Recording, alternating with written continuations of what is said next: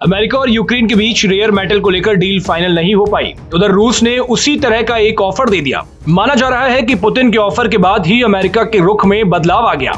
America और रूस के बीच दशकों से चली आ रही दुश्मनी अब बदलाव का रुख कर चुकी है।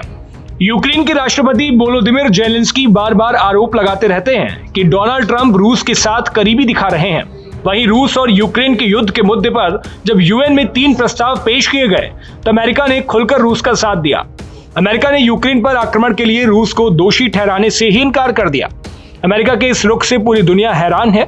वहीं भारत, चीन समेत कई देशों ने इस प्रस्ताव पर वोटिंग ही नहीं की। बता दें कि यूक्रेन में 3 साल से चल रहे युद्ध को खत्म करने की मांग वाले प्रस्ताव यूएन में पेश किए गए थे। जानकारों का कहना है कि अमेरिका और रूस के बीच डील हो गई है। पहले डोनाल्ड ट्रंप की नजरें यूक्रेन के दुर्लभ मेटल पर थी।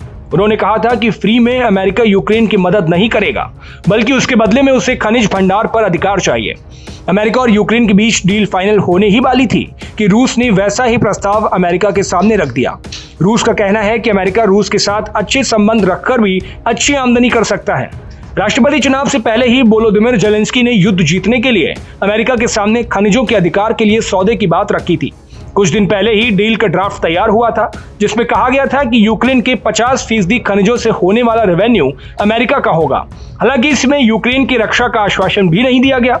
ट्रंप प्रशासन का कहना था कि पहले जो सहयोग किया गया है उसके एवज में अमेरिका यह सौदा कर रहा है।